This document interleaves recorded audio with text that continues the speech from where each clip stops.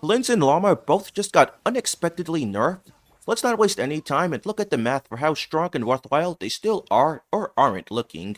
Do just keep in mind I calculate at a higher standard than most other creators, so my numbers will likely look a lot different than what you've seen from others. So, the first nerf that affects both Flint's and Lauma teams is the Moonsign mechanic.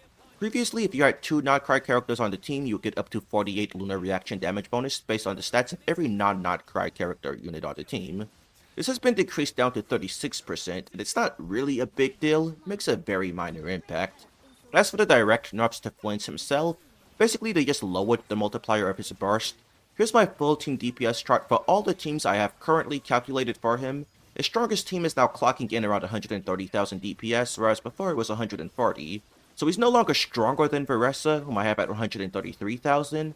This will probably be a bit of a disappointment to a lot of Flint's mains, but I think this is a reasonable power level still. He's still basically just as strong as Veressa, and many consider her to be the third strongest DPS in the game right now. He doesn't share a single support in common with Veressa to begin with, so it's not like they're competing with each other in any way, despite being the same element. This is also before getting Columbina. Considering how little I know actually does as the Hydro slot right now, there's pretty much no way Columbina isn't going to be a massive upgrade, and I personally expect her to take Flint's up to being just slightly behind Scarf level, if not at her level.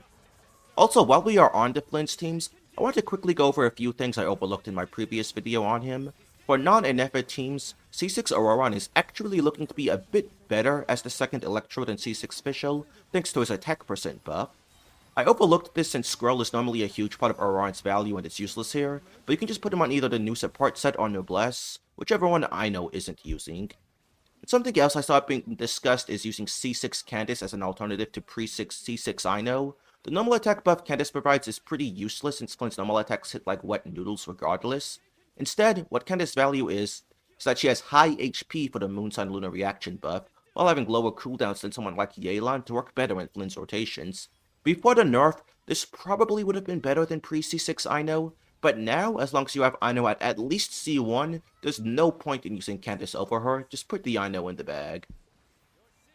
As for Lauma, the new event Catalyst Etherlight Spindle got gutted. Previously, it was basically a 405 Elemental Mastery stat stick as a free 4-star weapon, but now the stats it provides are 46% energy recharge and 200 Elemental Mastery, so that's less than half the EM it used to provide.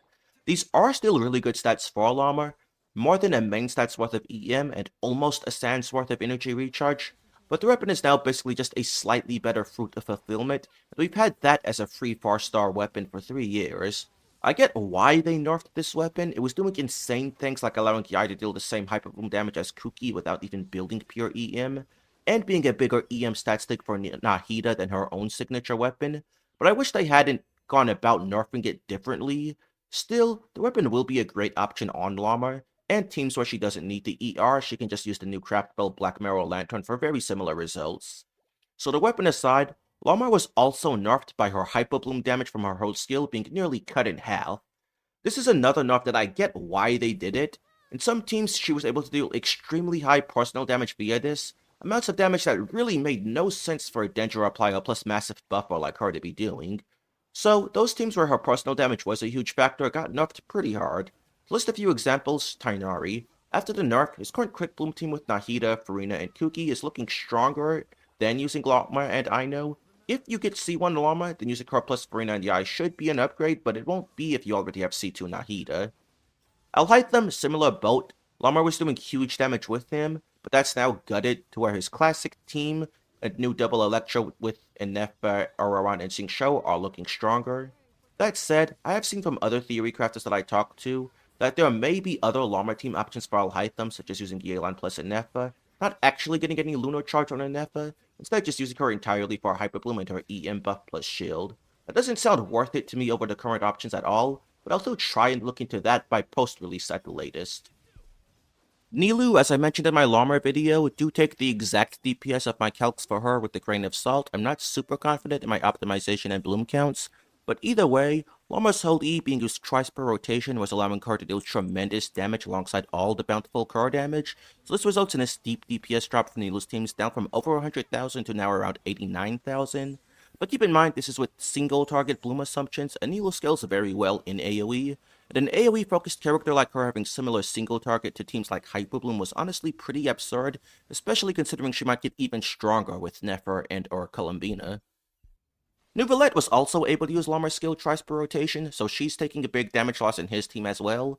Now she is still looking to be part of his highest DPS team, but now it's only slightly better than using Kazuha or Shalonen, and the more investment you have in Neuvillette and Farina constellations, the smaller and smaller the gap becomes, to eventually just be higher DPS with Kazuha or Shalonen. So if you are specifically looking to upgrade your Neuvillette and you already have Inefa, it might be better to just prioritize saving for his and Farina's constellations. Still, Lauma can be good to have in your toolbox for him anytime you have to face enemies that incentivize using Dendro, but with enough investment into Farina and Nuve, you can probably deal with such enemies with some other Dendro unit instead of Lauma.